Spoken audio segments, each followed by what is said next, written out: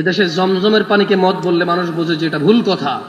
এদেশে শুকরের গোশতকে গরুর গোশত বললে মানুষ বুঝতে পারে এটা ভুল কথা। এদেশে জানাকে ভালোবাসা বলে কেউ আর প্রতিবাদ করে না।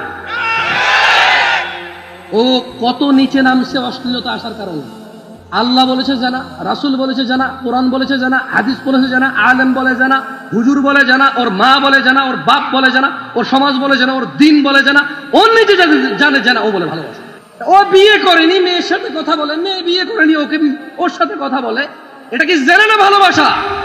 আর আপনারা সবাই এটাকে ভালোবাসা বলেন নাকি জানা বলেন?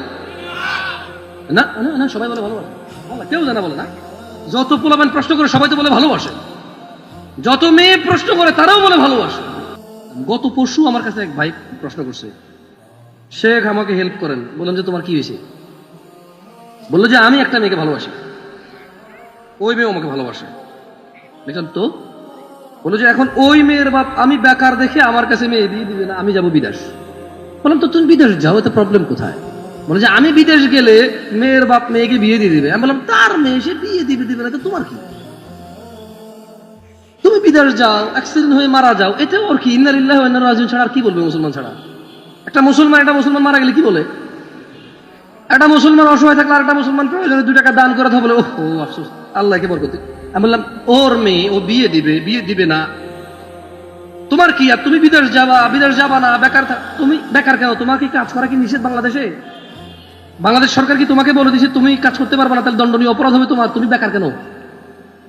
কারণ তোমার পছন্দ মতো কাজ নাই, তাই তুমি বেকার। তো বললো যে আমি যদি ওই মেয়েকে নিয়ে পালাই যে এখন আমাকে বলেন আমার করণীয় কি? আমি বললাম তোমার দাদা কি তোমার দাদের নিয়ে পালাইছিল? না।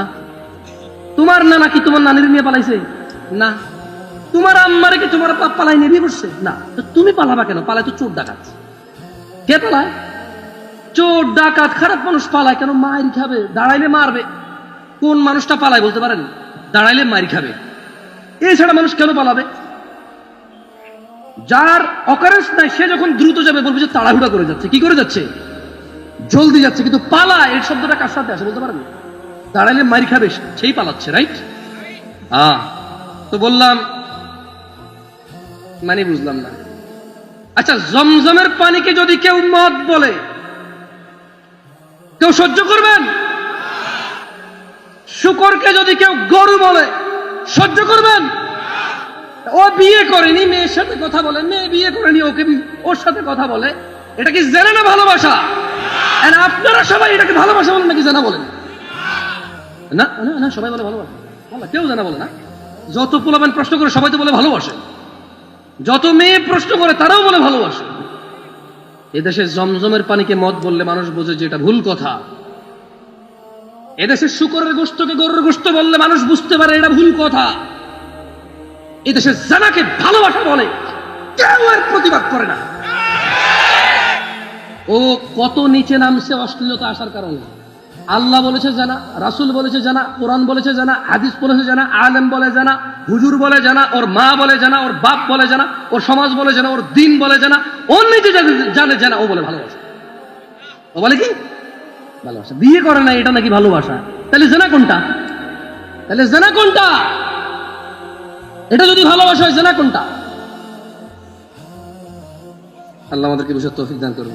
যে কোরআন তেলাওয়াত করলাম না বেশি।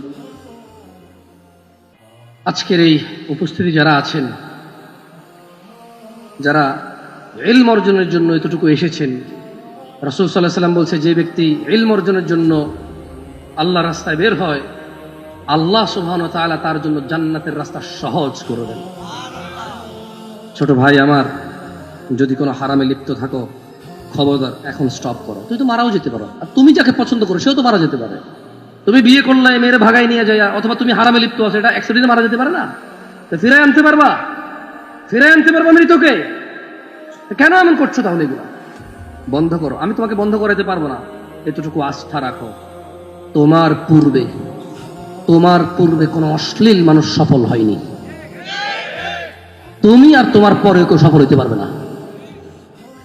যা হয়েছে, আল্লাহর কাছে ফিরে আসো, ঈমান আনো, ভালো কাজ করো, পূর্বের সমস্ত গুনার জন্য অনুতপ্ত হও, তোমার সমস্ত গুনাহকে আল্লাহ নেকিতে পরিবর্তন করে দেবে।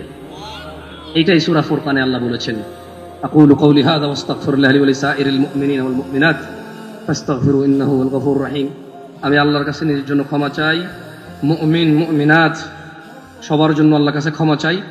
আপনারাও আল্লাহর কাছে নিজের জন্য ক্ষমা চান, আমার জন্য ক্ষমা প্রার্থনা করেন আল্লাহর কাছে।